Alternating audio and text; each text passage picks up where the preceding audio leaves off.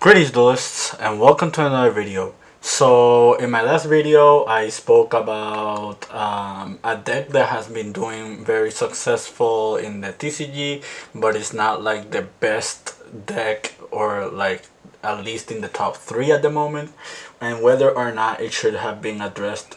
It should be addressed in the next TCG Forbidden Limited list. Today I'm talking about another deck that kind of falls into the same category. And that deck is Dragon Link. So when it comes to Dragon Link, the deck is in a very particular position. Right now, the deck is not going to be considered like the best deck at the moment, and it's mainly because of the existence of Kashtira. Kashtira is the worst matchup for this deck, and that deck is pretty much the most popular deck in the TCG, at least pre-Dune. Post-Dune, the deck has been a little bit less popular, but is still on one of the highest power levels of the format. So when Konami does some ban list, it's not always the case, but on some instances, whenever they try to address what's in the format, not only do they go after like the better decks of the format, they also look a little bit ahead, and they think about the decks that are not as popular in the format but could be problematic if left unchecked. That's what happened last format when Super Heavy Samurai and Purely got hit. Everybody knew that Kashtira was the best deck. And we had a few other decks that were doing well into the national season, like Labyrinth and Sprite, like Runic variants, just to name other decks. But Konami kind of addressed like Math Mech, Purely, and Super Heavy Samurai, and those decks were slightly less popular than the more popular decks that got hit. So it's very important to look at Dragon Link because one, it won nationals. My bad. It won worlds. And not only did it win worlds, it won worlds with more limitations that we already have in the TCG. Meaning that if Konami is not too careful, and they don't hit or address this deck could be a very high top tier contender, or even the best deck of the format if they only go after Kashtira, or they go after Kashtira and other competitions and they don't touch this deck. So when we look at Dragon Link, if people are familiar or remember, in the past, Striker Dragon was a 3, and that was a very, very big issue back then. It made this deck very, very powerful. Not only that, but back on 2018 and on 2019, this deck was very, very powerful because it was a hybrid alongside the Thunder Dragons, and Thunder Dragon Colossus was part of their engine, and pretty much gutting that Thunder Dragons out of like being splashable into this strategy lowered the ceiling of this deck a lot. However, with the release of the Bystials in Darkwind Blast and the following release in Photon Hypernova, Dragon Link has gotten significantly stronger. It kind of feels like old school Dragon Rulers for those who played back in 2013, when the deck had like a curveball of advantage that it could get every single turn, and it pretty much became a very huge advantage engine. They just snowballed the game quicker than those decks that didn't have this pace or a level of that Dragon Link had. As I stated before, Kashtira is a big outlier for this deck, and it's mainly because of like Dimension Shifter and a Rise Heart. Those two are pretty big cards that really hurt this deck. And that goes to show you that if the top contending deck is winning because of floodgate effects, like this deck is very, very problematic if you don't like flip a card like that to just like stop their plays entirely. So the big question is, what hits should be done with this deck? Um, like it's I think it's already been clear by the World Championships that just hitting the Bystial monsters are not going to be enough for this deck. This deck can be very adaptable even without the Bystials getting hit. You can make the counter argument that the World's format is a little bit more concise and is more like smooth in terms of like the competition that they had, because a combined ban list between the TCG and the OCG is just enough to handle like a lot of the deck's competition. Regardless, I think like if we take into consideration what we've spoken about in the past, whether you hit consistency or power behind the deck, if you hit the Bystials, you're hitting like a huge power ceiling of the deck.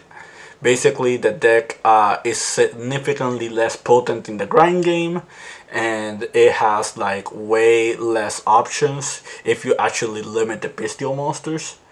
However, the deck is still very consistent at what it does. The deck still has like a plethora of interruptions, and more importantly, this deck can play through like non-engine cards and still interrupt your opponent. Like the existence of stuff like Heretic Seal makes it so like stuff like books or like Dark Ruler is just not enough to handle this deck.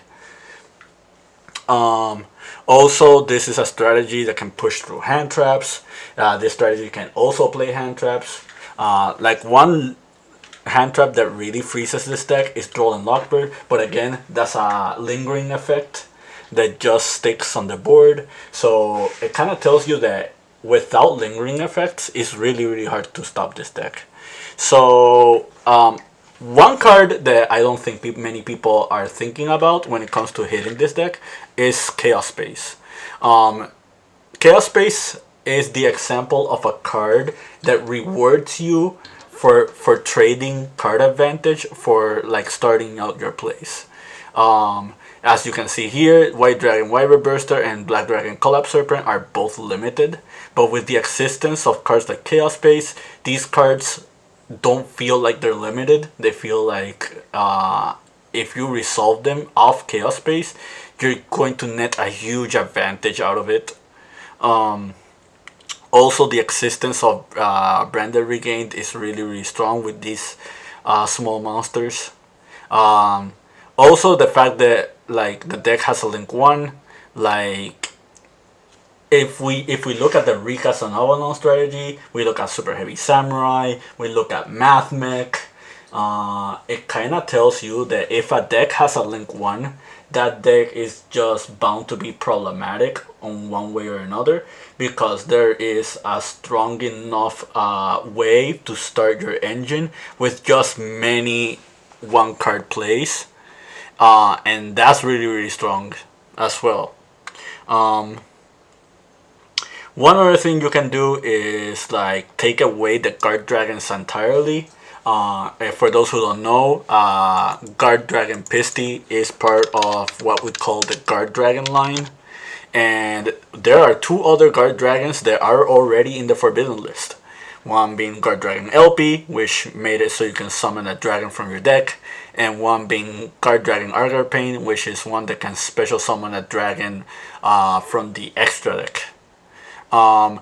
Pisty is not at the same power level of Argarpain and LP. However, it is a monster that if you like resolve its effect, is another snowball effect onto your opponent, and it could be like another problematic tool if everything goes smoothly. However, I wouldn't say that Pisty is like the biggest problem.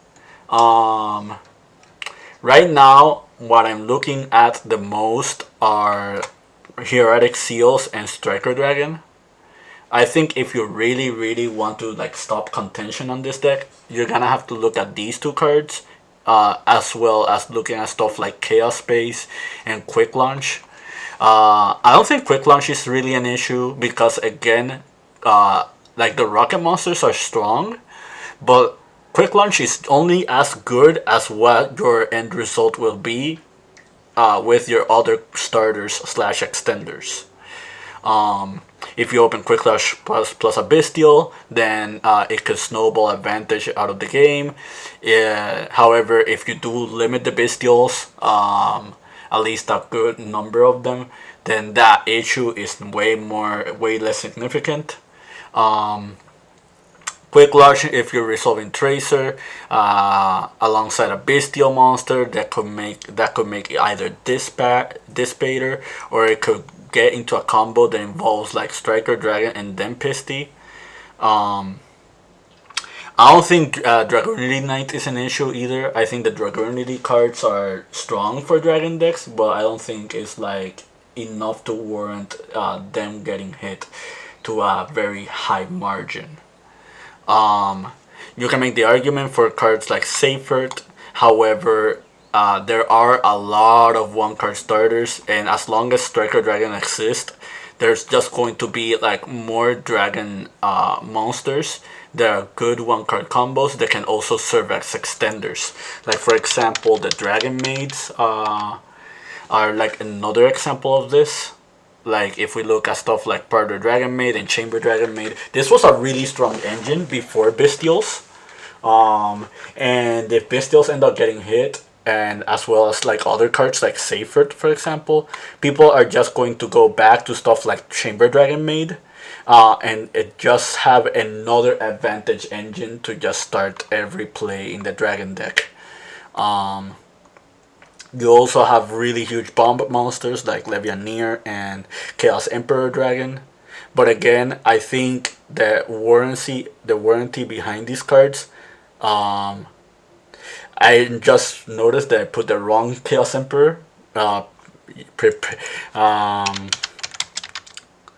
It's this one.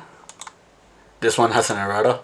But yeah, like when it comes to cards like these, there's their level of superiority is how searchable they are.